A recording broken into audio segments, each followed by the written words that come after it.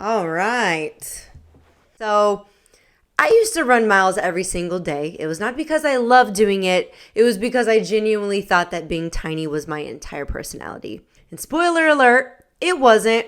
Today we're talking about faith, fitness, and the moment my life completely shifted. So, welcome to Good Call.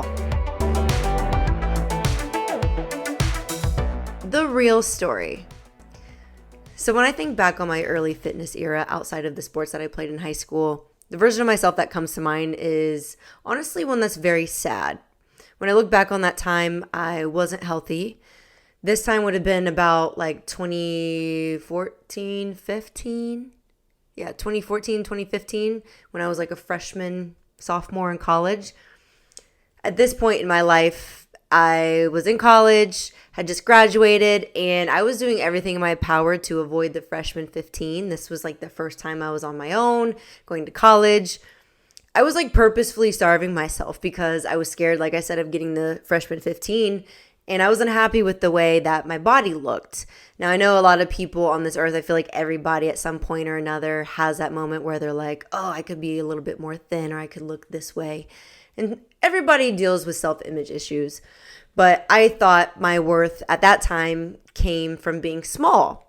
Not because being thin is bad, because everybody's body is different, but it was because I was chasing a version of health that was actually harming me. I wasn't fueling myself, I wasn't feeding myself, and I was literally shrinking my body so that people would see me as fit.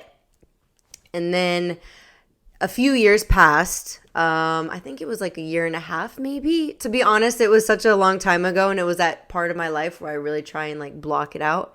But I remember I was really, really thin. This was when I was my thinnest, and my mom came into my bedroom, and she was really emotional. She was crying almost, and she looked at me and she was like, I'm really worried about you. I'm afraid you're going to die. And hearing that from your mother who loves you, it shakes you. And I remember thinking like, yeah, I need to make a change. I am very thin. This is not good, and something has to happen. So for me, that was really the final straw when I realized that something needed to change. I, at that time, had been so thin that I had like lost my period. I wasn't losing hair, but I was just really thin, and I did not have a healthy relationship with food. If anything had carbs in it, I would avoid it at all costs. Fat, I would avoid it at all costs. I wasn't eating much at all, but I was running all day, every day. I was thin, stick bones. And I can probably put in a photo right here of how thin I was. Then from that point, as soon as I decided, this it's time to make a change. Mom is right. It was really hard. I remember there was a big shift mentally for me to be able to look at food and be like, okay, it's okay to eat. It's okay that I'm gaining a few more pounds. And it really messes with you. And if you've ever gone through that, going from an extreme weight to the other, you lose yourself, or you have to refine yourself. And it's scary. I remember looking in the mirror and being like, where'd my abs go? Which is crazy to think because I was like 95, 98 pounds and I'm 5'5". I probably now weigh like 130 some pounds with the muscle I have on, which young Mac would have blown a gasket. But it is crazy to look back at photos of me when I was in high school at 130 versus me now at 130. My body composition is completely different, and we're going to get into that journey to strength here in a second. But it's just wild to think how different your life can change in a matter of 10 plus years. So let's get to the road from being skinny to strong. And for me, boy, was that a journey. So I started lifting slowly. I was still scared to lift heavy. I still had that don't get too big fear in my mind. I was doing low weight, high rep. And I ended up going from Indiana to Mississippi. Like I mentioned in my first episode, was there for about a year and a half.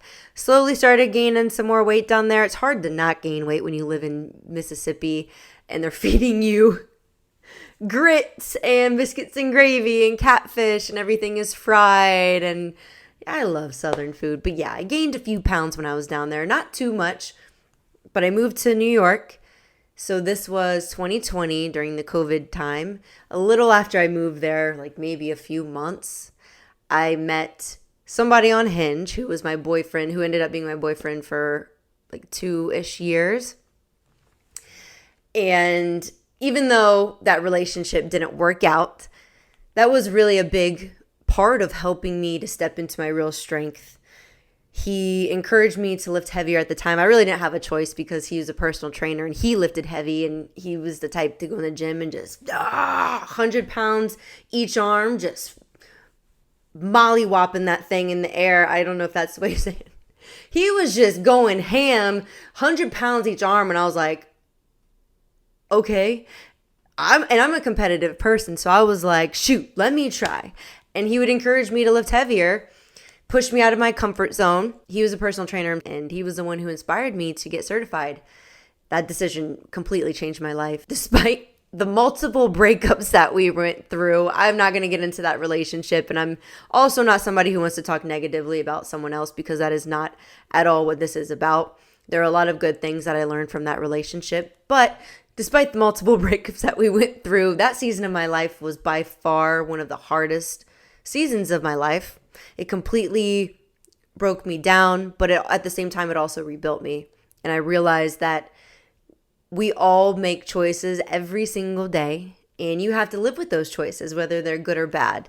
Every single thing you do is a choice, and also not doing something is a choice. But sometimes God uses people for a chapter and not a lifetime.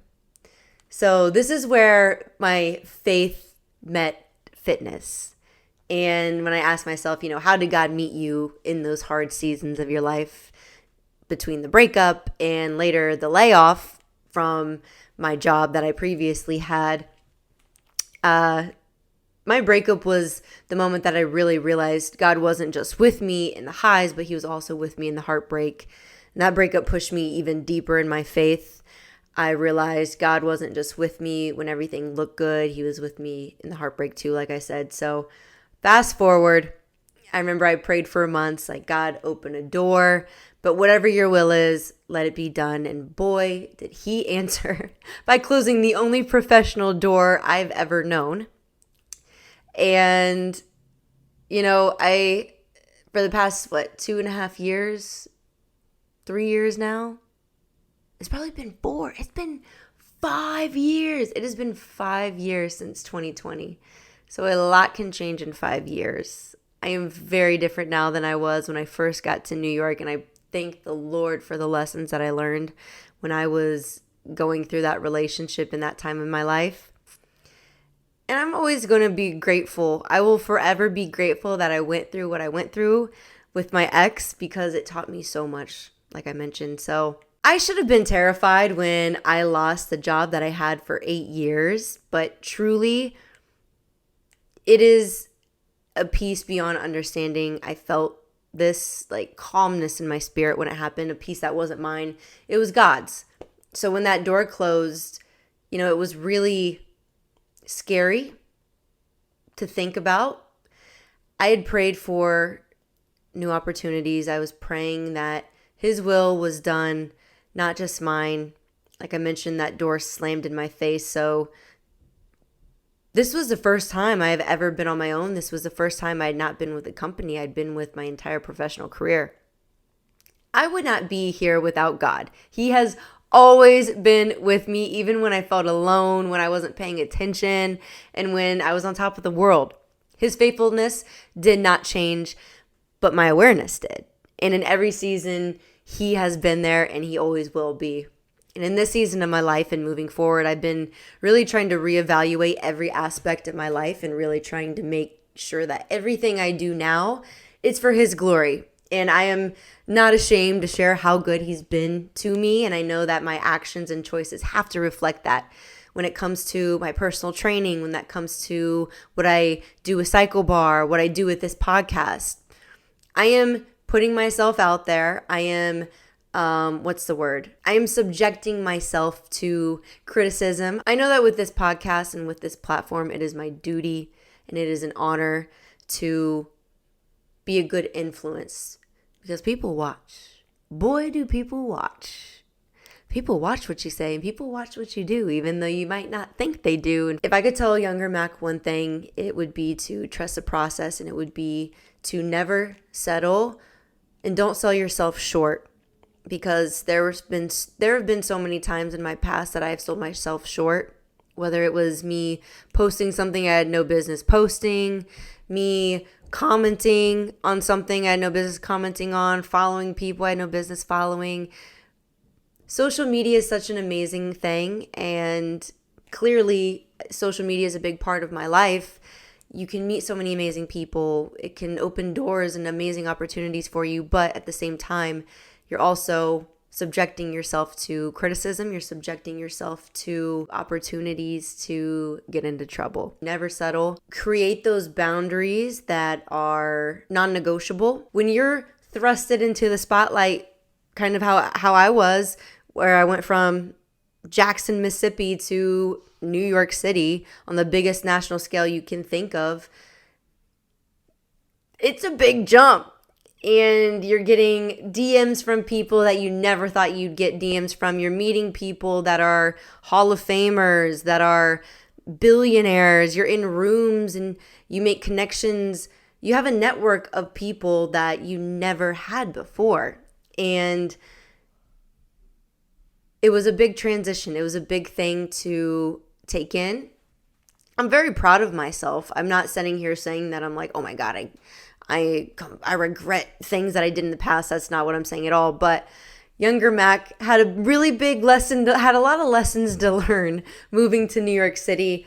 And, at this stage of my life, being 30 years old, almost 31 in January, I can't believe that 2025 is almost over with and I'm almost 31. Whoa. But I will say 30 has been the best year of my life. It's been the most transformative. It's the deepest I've ever been in my faith has been how should I say it? I've never been deeper in my faith or stronger in my faith than I have been at this stage of my life. I've never been more happy with myself and more secure. I am very proud of who I am. I'm excited for what's next. And like I said, it is my duty. It is an honor to be a good influence, and especially when I call myself a Christian, especially when I'm putting out a podcast about faith. I know it's not just about faith. Good call. This podcast is about sports and fitness and life, but faith is a big part of my life, and faith is a big part of this podcast. So if I'm having a podcast about faith, I have no business doing some of the things that I've done in the past. I have no business, engaging in behavior that's not conducive to a healthy lifestyle. If somebody sees me out in a bar getting drunk with friends and they're like, oh, wait, isn't that the girl who has that podcast about faith? It's not a good look. So I prayed for these opportunities, and I've been feeling in my spirit for a long time that, I just need to be the woman that I would want my future children to look up to. I need to be someone, if I'm over here saying that I want a husband that is a Christian, who's handsome, who's successful, who's family oriented, who's got good morals, then I have to be that wife that they would want to marry. I can't be over here doing whatever I want to do and having these high expectations for a man or if you're having a part. It's crazy talking to myself. I have went off on a tangent. 30 has been full of blessings. It's been full of hardships, which I think everybody can say 2025 was a rough year for them. I feel like at this stage in my life, I'm just really excited for what's next. And I know in order for me to attract who I want to attract in my life, whether that be friends, whether that be a partner, then I need to have all loose ends tied up. I need to be the woman that my partner would want to be with. And if I have these high expectations for a man, then why would I expect anything differently from him in wanting that from a partner? So in every aspect of my life, I'm trying to level up. I know we all make mistakes. I know we have to give ourselves some grace, but I am truly so excited for what's next. And, bringing it back to my point with how good God is. He's been there with me through it all, through the trenches, through the highs and the lows. and his goodness didn't change. Like I said, my awareness did. I love doing the whole, what would you tell your younger self if you could? So we're going to do some things I wish someone had told me when I was younger. So one of the first ones I have on here, I've already pre-written these down to kind of chat about. Strength feels better than the unhealthy version of skinny I was chasing. For so long, I thought that being tiny was a goal, but the day that I actually started feeling strong and seeing noticeable changes in my body, it changed everything. A lot of women are scared to lift because they think it's going to make them bulky, which is not the truth. It couldn't be farther from the truth. The only thing that's going to make you bulky is if you're eating a lot of food, shorty. Lifting is not going to make you bulky. Muscle weighs more than fat, but it takes up less space. And perfect example of that, I'll put a side to side up here is me when I was like 130 in high school, eating whatever the heck I wanted. I would literally go to school, eat my entire lunch. When my friends wouldn't want something, for example, like a cinnamon roll, I would eat their cinnamon roll. Then I would go up to the lunch line and get a packet of Zingers. If you know, you know, it would be the vanilla kind with the yellow top. Loved the Zingers. I was just a garbage can in high school, eating whatever I wanted. I would play sports, but I just didn't care about my health like I do now. And that's what's going to make you chunky. So you look at high school Mac that was 130 versus me now, which I think I'm probably 130 now. I don't weigh myself anymore, but the last time I did check, I think I was like 132 at the beginning of the year, and I really don't fluctuate much anymore. Usually gain or lose 5 pounds here and there, but my body has completely changed because I lift weights and I lift really freaking heavy. I could not imagine life anymore without lifting heavy. It makes me so happy. It's therapeutic. I love it. So yeah, strength feels better than any unhealthy version of skinny I was chasing. Number 2, rest is part of the work. Rest is not quitting. Rest is respect. I was overworking myself. My mom and dad can vouch for me. Ever since I was a kid, I've had high energy. I've always been go, go, go. I never took naps as a kid. Never. I never even let my parents take naps, I don't think. Which I want kids one day. But oh my gosh, if I have a mini version of me, God bless my soul. I was a brat as a kid. Even now, it's weird taking naps. I do take naps now. But even as a kid, I never took naps. Rest is not quitting. Rest is respect. Let your body get some rest. The only way you are going to recover and the only way you are going to be able to build your muscle properly and progress in your fitness journey is by taking rest. Rest is needed. Number 3, God is in your heartbreaks just as much as your breakthroughs. And my breakup really showed me that you prioritize what matters to you. And if you truly say that God is your number one, then you have to ask yourself, are you truly putting him first? When you wake up in the morning, is the first thing you're doing going on your phone and checking social media? Are you running to talk to your friends about the drama that you have in your life before you bring it to God? If God is truly your number one, then you got to check yourselves. Are you complaining every single day? Oh, this inconvenience. Oh, that inconvenience. You got to ask yourself that. Number 4, God closes doors to protect you, not to punish you. Losing my job felt scary, but I felt held. I felt at peace, and that's when I knew that it was time, and I knew that God was really, really behind this. All of us have had times in our life, I don't care who you are, where you have felt disappointed because something didn't go the way that you had planned or the way that you had hoped for. When I pray for a door being closed and a door being open, and it happens, you gotta roll with the punches. Losing my job wasn't necessarily in the bingo cards at the time, but I did feel at peace because I had prayed that a door would close that he wanted closed and a door would open that he wanted opened. And that happened. Number 5, the people that are meant for you will not be threatened by your growth. That is with friends, family, relationships. If somebody is truly there for you and truly supports you, they will not be threatened. by your growth in whatever aspect that is. Number 6, you are not behind, you are being prepared. Number 7, your body is the least interesting thing about you. My worth was never in my size. And the enemy is always going to try and attack you when it comes to the way you look. You're not good enough. You're too fat. You're ugly. You're too skinny. You got cellulite. Your nose is jacked up. The enemy is always going to try to attack you. And the crazy thing is that our looks are nothing that we can even control. Well, nowadays we can, but that's besides the point. You're born how you're born, and later in life, if you want to fix something, so be it. I got my lips done. We all know this, but we all get old. Our bodies change. We get saggy. We get wrinkles.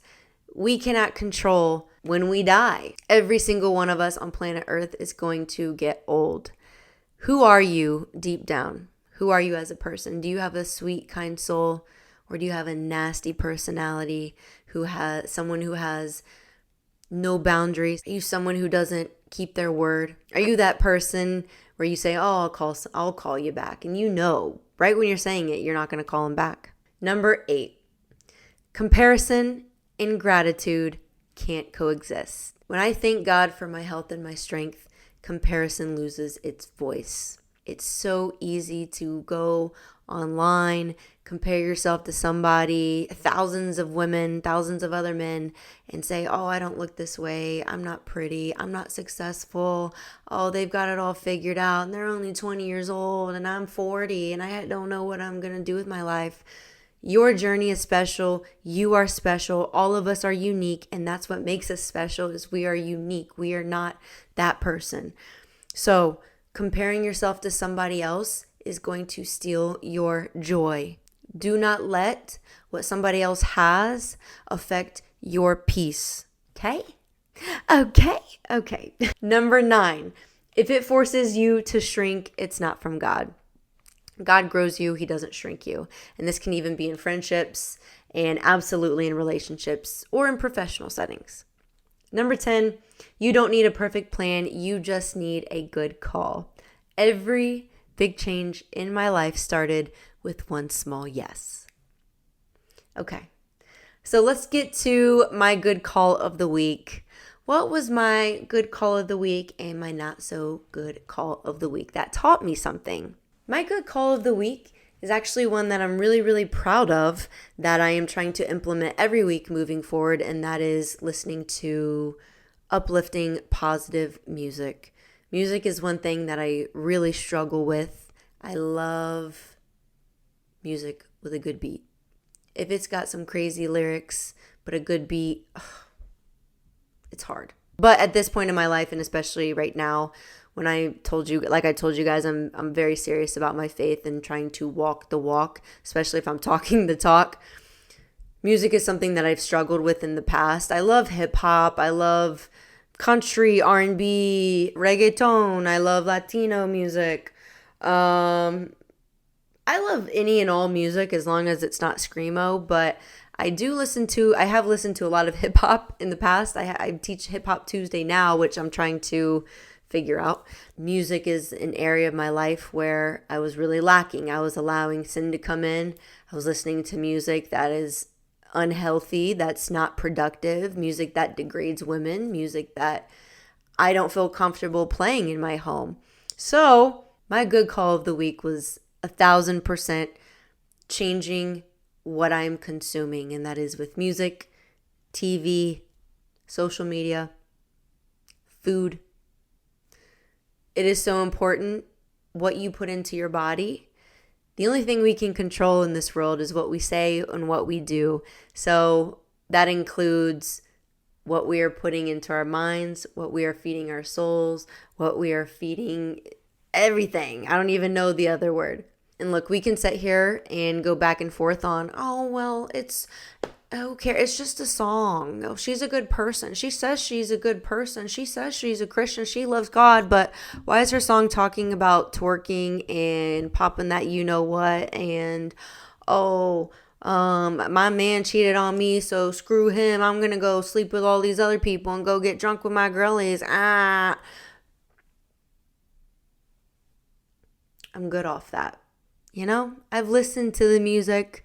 I am good.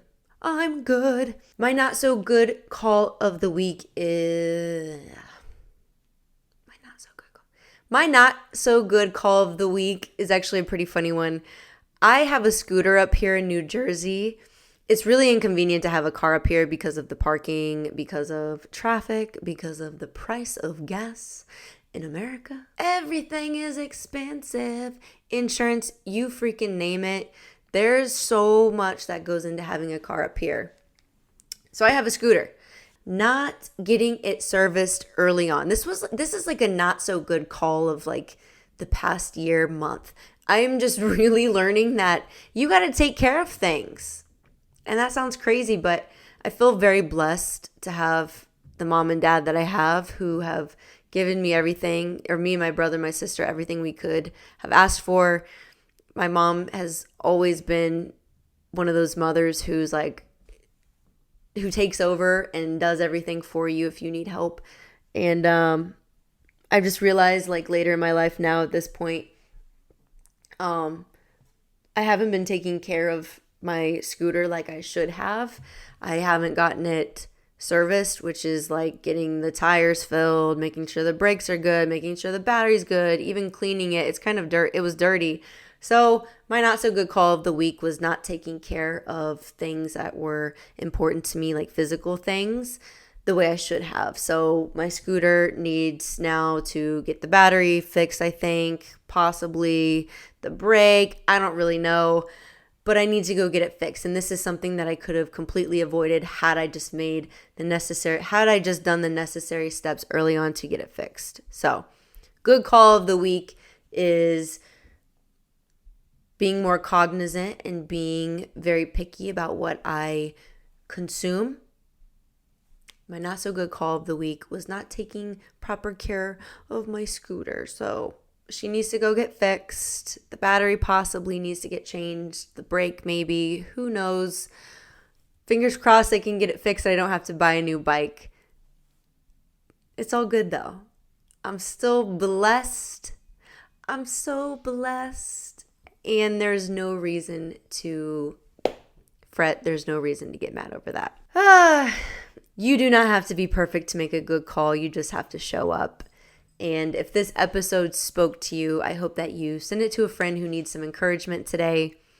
I am Mackenzie Salmon. This is Good Call. And remember, everything is for His glory. I'll see y'all next time.